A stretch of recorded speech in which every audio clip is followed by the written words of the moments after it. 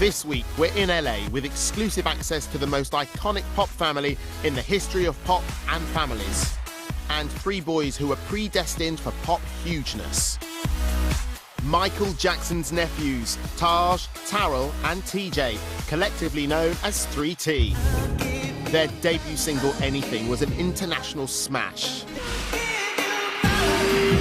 Brotherhood sold over 3 million copies worldwide. In 1996, they were ranked second only to the Spice Girls as the biggest-selling group in Europe. And it all began with the Jackson 5. Jackie, Tito, Marlon, Randy, and the other one wrote, ripped up and rewrote the pop rulebook, then threw it out of the pop window. You got it, Tito! They were the first group in the history of human endeavour to have their first 4 singles hit #1. They sold an estimated 250 million records worldwide. Even with recent competition from Girlthing, the Jackson 5 remain one of the best-selling acts of all time. But youngest Jackson, Michael, was always the star of the show.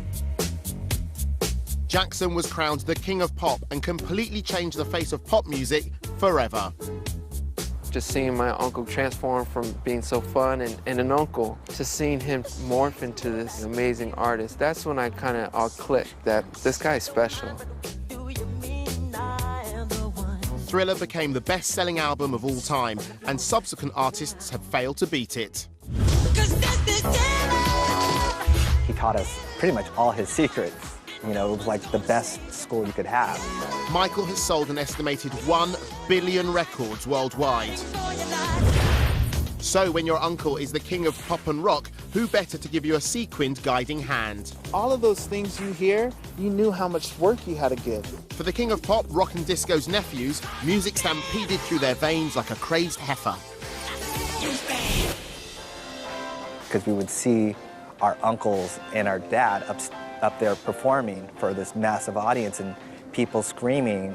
And as a kid, it's addicting. We would pick members of the family. So sometimes I would be, you know, Randy and Jackie, and Taj would be my father, and Tito would be Michael. So that's when it started. I remember that my mom would get so upset because when we didn't practice, she was like, either you want this or you don't want this. We were itching to get out then. We had major labels that, you know, we could go through. But our uncle didn't want us to come out at that time. He wanted us to enjoy our childhood. You know, our mom was our manager at that point. She kind of was spearheading the 3T movement. Then in 1988, after 16 years of marriage, Tito and Dee Dee got divorced. I was 11 years old and living in a fairy tale, and everything was great, and it came to a screeching halt. Our uncle was there to help us in that time. But it was a big transition, yeah. Eventually, in 1992, when TJ was just 14, the boys signed to one of the biggest record labels in the world, who luckily, and by complete coincidence, happened to look after Michael too. We understood we only had one chance at a debut album, and to make a great statement for us three. But another cataclysm was about to hit 3T world. With 2/3 of the album written, tragedy struck in August 1994, as the boys' mother was found dead in suspicious circumstances. For 3T, their career was now on hold. I remember going into a room at the hospital, and a doctor came in, and he had given us the news that my mother was no longer with us. It changed my life. I couldn't cry like I wanted to cry in front of them and stuff like that, because I had to be the strong one. I had to be the older brother, like she always told me to be. At that young age, it's just emptiness, you know, that she's everything to us. Once again, it was the king of pop, rock, disco and soul himself who was there to heal the world of pain in which the boys found themselves. He kept us driven and said the best way to honor your mother is to make her proud. Finally, in 1996, the boys had an album and were ready to release a single. The record label wanted to come out with Why, which was with my uncle, and it was important for us to stand out on our own. It was agreed that 3T's debut axing would be Anything, but from the outset, it was clear that 3T Records wouldn't shift as easily as Michael Jackson's.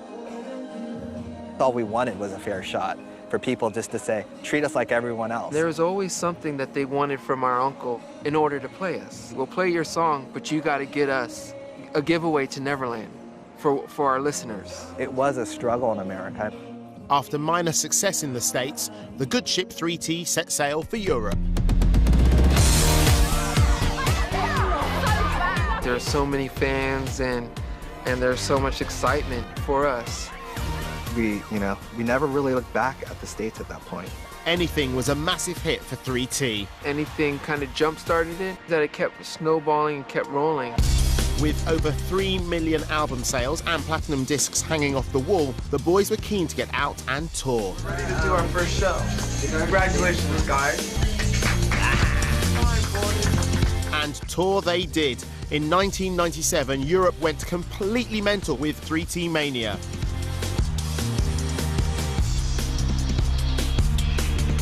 But once again, everything stopped. This time when news came that the trial date for their mother's wrongful death had been set. You had to relive all of that. And you had to be face to face with the guy. 4 years after their mother's death, Donald Bahana, her ex-boyfriend, was convicted of second-degree murder for the drowning of Dee Dee Jackson in his swimming pool and sentenced to 15 years in prison. It took some time for us to get, the motivation to get back in the studio again. It was our uncle and our father who inspired us to continue forward, and we started, right away on our follow-up album. We had picked out the first single. We had shot the photo shoot for the album cover. Literally, it was months away from being released. And then there's this public event with Tommy Mottola and my Uncle Michael. This was a right old headache for Taj, Taryll and TJ when alliteration turned to litigation as Uncle Michael went to war with the head of Sony over the promotion of his album. Tommy Mottola is the president of the record division. He is he's a racist. Being signed to the same label meant the future of 3T's career was far from black or white. And he's very, very, very devilish. Mottola denied Jackson's claims and said the real issue was declining record sales and Michael's refusal to tour. We were put on hold. We were basically stuck. We were pretty much just pawns in a huge chess game. Give me a beat! When all seemed lost for 3T, they were able to turn to another family member, Janet. The youngest of the Jackson clan has also left her mark on the pop world, with over 100 million record sales and 5 Grammy Awards. We literally begged for her help to get off of Sony. Phone call that were free and clear. But we couldn't take our album with us. That stayed behind at Sony. To let it go was really, really hard. To work so hard to get somewhere and not be able to do anything and feel trapped is horrible. We didn't do anything wrong. We didn't do anything wrong. It's just we are who we are.